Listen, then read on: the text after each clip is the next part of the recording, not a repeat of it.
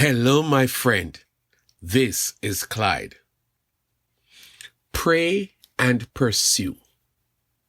Our text is 1 Samuel 30, verse 6 through to 8.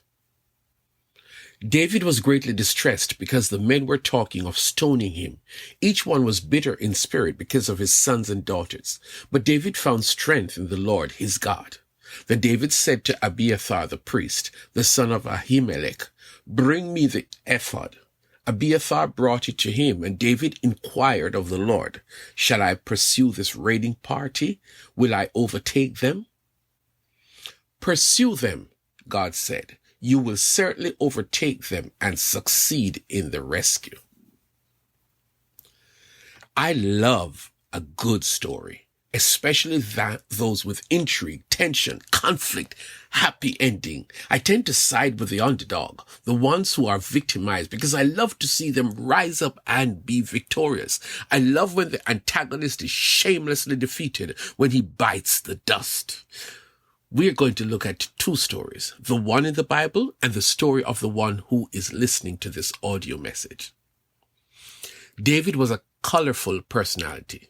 Shepherd, poet, songwriter, militant, king in waiting, husband, father, a man after God's own heart. David and his team had gone out on a mission, and upon their return to the town of Ziklag where they lived, they came upon the unexpected. The town was burnt to the ground, and every living thing, wives, kids, animals, they were all taken away by the Amalekites. There was no love lost between the Amalekites and the Jewish people, and so, on this occasion, the Amalekites did bad, really bad. It's one thing to raid our community and take things away, but you burnt it and you took our wives and children?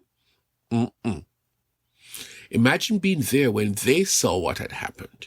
You would understand, as hundreds of men, including David, they wept bitterly. The Bible said, "So David and his men wept aloud until they had no strength left to weep."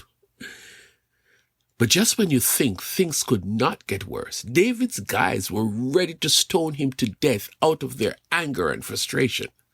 That was when David turned to his faith. The text said, "But David found strength in the Lord his God." Please note what David did. Let me pause here for a moment and bring you into the picture. You are currently dealing with some issues, maybe not as devastating as David's, but things that lead you to worry and be stressed out and not able to enjoy your life. And as bad as things have become, you sense that people around you are less interested in serving you. That is really bad. David got to that point in this sad story, and out of nowhere, when his back was against the law, David did the God thing. He became strong in his spirit because he turned to God. Ephesians 6 and verse 10 tells us, "Be strong in the Lord and in the power of his might." When you are facing tough times, instead of giving up, turn to God for strength to deal with the problem. You cannot fight when you are weak, and this was a case of the enemy. The disgusting Amalekites who attacked, burnt our town down, and stole our family. They crossed the line a long time ago. Do you know Satan crossed the line a long time ago? He dares to attack the child of God and relentless in his efforts. When he comes, he has a simple goal, just like the Amalekites: steal, kill, destroy. So David must have asked his guys to hold off with the stoning and let him seek God. When trouble comes your way, turn to Jesus for answers. David said, "Shall I pursue this raiding party? Will I overtake them?" David and his men could have acted without their leader praying about it. What are you hoping for, that you can fight your battle by yourself? David, the one who had killed Goliath some years before, this story says that David prayed.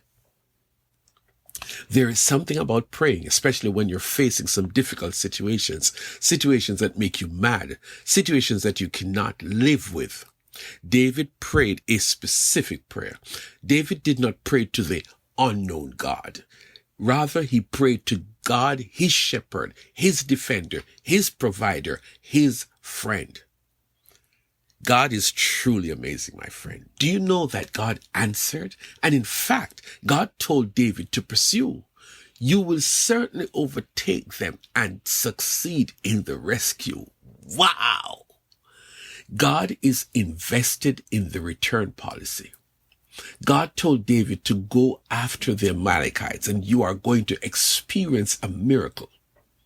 We have no idea how many Amalekites were involved in the army that raided Ziklag. When God gives instructions, follow what he says. Don't worry about the magnitude of the problem. David and a reduced team of his men pursued the enemy. What's the likelihood they would find a slave from the raiding army along the way?